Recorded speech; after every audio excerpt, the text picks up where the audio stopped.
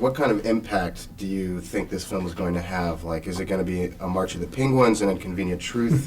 Where do you see this? I don't think it's that deep. It's you know, I don't. I mean, Well, it's a movie. It's more of a movie event though, film, than it Yeah. is like a doc. Like in other words, it's a film. It's a movie, and it's. I don't know. You know, you can never tell. I mean, the audience. You know. Hopefully, it helps stand up. You know, stand up hasn't really been on the big forefront, screen in a long time. You know, That's true. so it's kind Yeah. of cool that we get to do it. You know. There's a lot of stand-ups out there, and there's a lot of stand-ups that have been out there, and you know, you guys are constantly writing and adding new jokes. Like, how do you keep tabs on like jokes you've already heard? You know what I mean? Like, You know, it's kind of hard to do that. You know, I mean, really.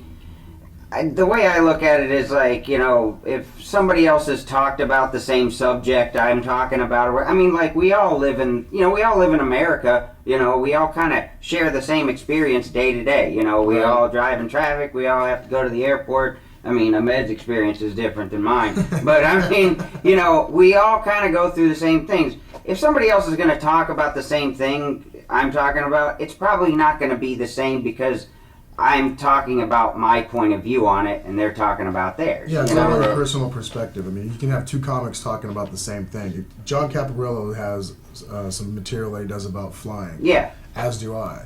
Sebastian. As does Sebastian. But the three of us have three totally different perspectives on our experience flying. Yeah. So yeah, I mean, it's like John said, it's hard to keep tabs with other comics. And to be quite frank, we don't really make it a point to try to keep tabs on who's saying what, because we always are sort of competing with ourselves and trying to outdo ourselves versus trying to measure what the other comedian did. And you have to, and again, sorry, but you, if you're watching, it's like it kind of inhibits your own artistic growth. Believe it or not, I haven't. Have you seen the film? yeah. Okay, at the one of the bits I do with the music, as obscure as that is, Yeah. there's a guy that I'm friends with in New York that has a similar bit, and we're known through the comedy circuits. He's very well respected. When he came out to LA, he saw it, and what are the odds of that? Yeah. You know what I mean? And you know, we're good friends, and we actually one night on stage, he did his and I did mine.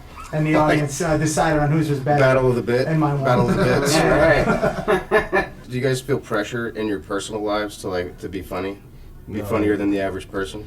No, so we were just talking about that. Most comedians sometimes feel like they got to be on constantly. Yeah, It's annoying. Yeah, I just They rather usually shut my suck. mouth Yeah.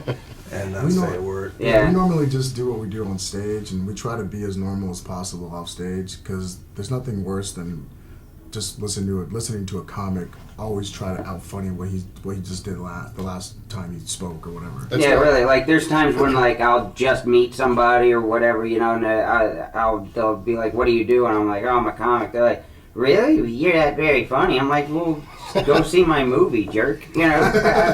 So it's like, yeah, it's like I've proven I'm funny on stage. Whatever. I don't have to be funny at a restaurant. Well, I love the film. Thought it was Thanks. great. Thanks, And, you guys are all very funny. Thank you. So Thank you. cool. Thanks a lot, guys. Thanks, brother.